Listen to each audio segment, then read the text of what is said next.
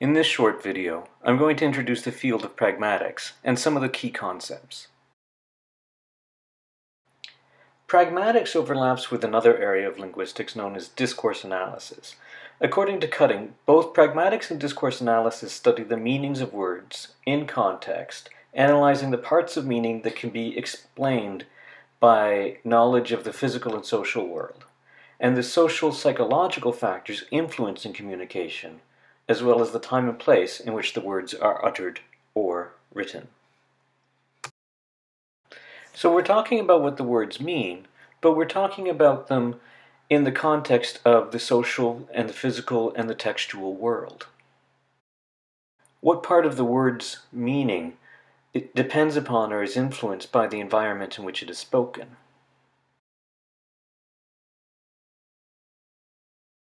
Some key theories in the study of pragmatics are the cooperative principle, speech-act theory, and the politeness principle, among others. The cooperative principle assumes that speakers recognize the social requirement to be honest, relevant, orderly, and brief.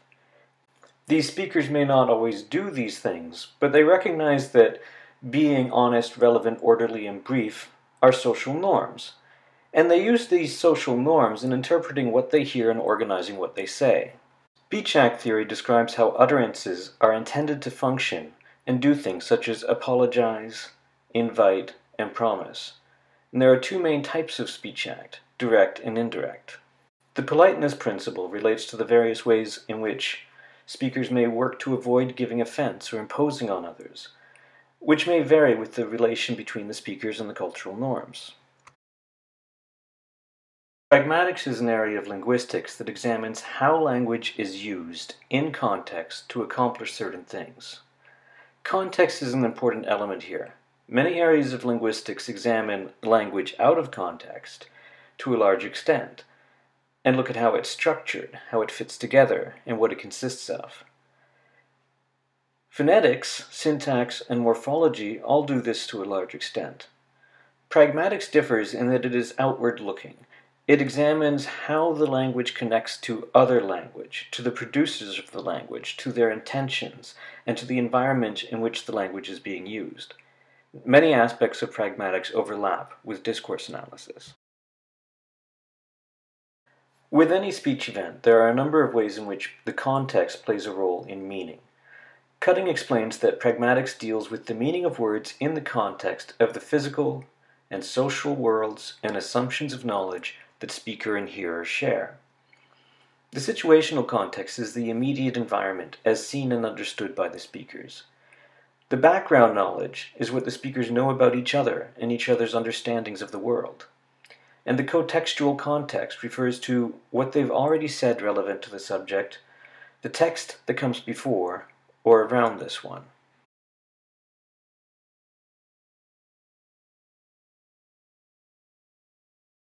To illustrate what's meant by each of these types of context, and some of the ways in which these types of context can shape the text to create or add meaning, I'm going to use a dialogue from the second episode of the Game of Thrones.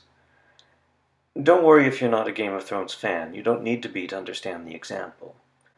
Pause the recording and read the dialogue above carefully. I'll be referring back to it.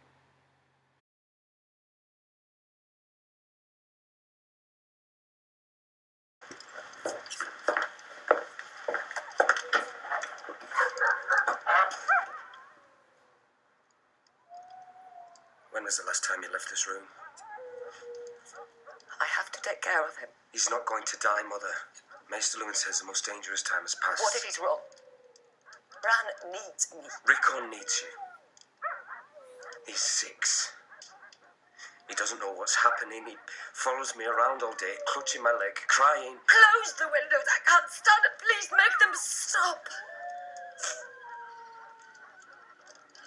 Fire. You stay here, I'll come back.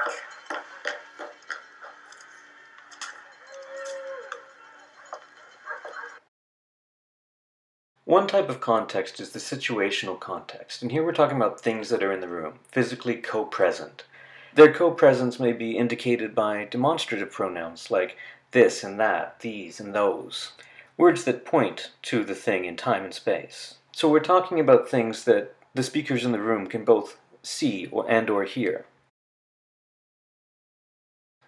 So in the example dialogue, Rob and Catelyn are in the same room and they're aware of many of the same things.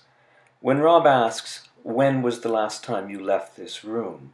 this refers to the space they're in. This is a demonstrative pronoun. Demonstrative pronouns point to things that both the speaker and the hearer can see or at least are aware of. Words like these, those, that, and this are only meaningful in context.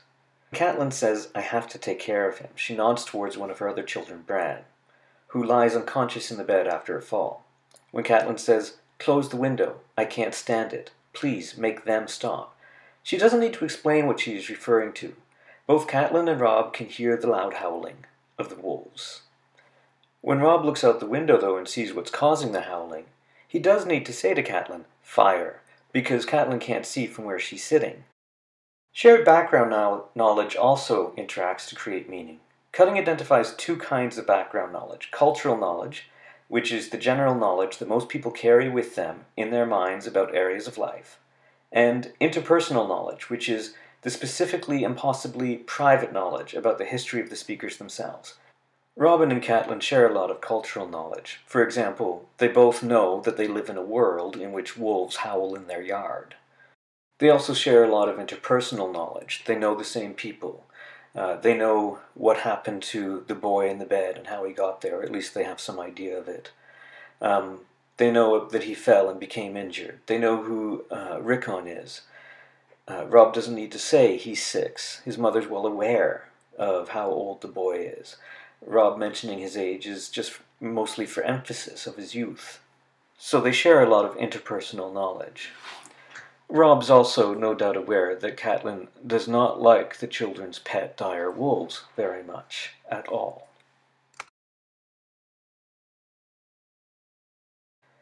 There's also the co-text or co-texts, the other texts that come around the text that we're examining.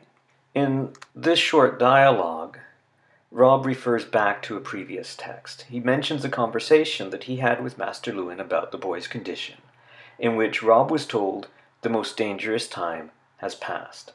He shares this dialogue with his mother, and his mother responds, "What if he's wrong?" She's also referring back to the same dialogue Rob made. Clearly, Rob can assume that he refers to Master Luwin, and that the question of possible wrongness refers to his claim that the most dangerous time has passed. So the text that we're reading gains some of its meaning from the texts that have been around it and that are referenced within it. When Rob mentions Master Luwin, his reference is clear. He is referring to the man both Catelyn and him know by the name Master Luwin. They both clearly understand who is meant by you when Rob asks, "When was the last time you left this room?" and what was meant by I and him when Catelyn answers, "I have to take care of him." These pronouns, however, gain their meaning only through the context. The meaning of I, you, and him depends upon the context in a way, to an extent, that the term Master Luwin does not. So I'm introducing a lot of different concepts related to pragmatics and connecting them back to one dialogue. Here's another key concept: anaphora, anaphors, and antecedents. Anaphora is the term that describes the phenomena in which a word like he or we gets its meaning from some other piece of language nearby.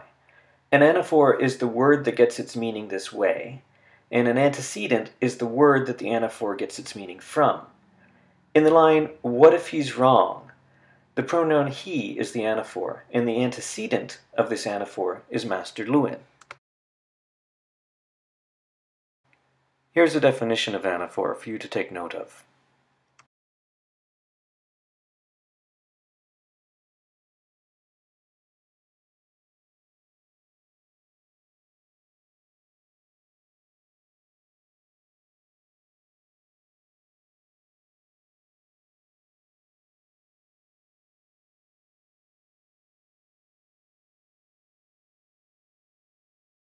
So, although this was a relatively short dialogue, we can see all three of these types of contextual knowledge being involved in the making of meaning. Catelyn and Rob share situational context and background knowledge. they're aware of the same cotexts that have preceded this conversation or ones they create together.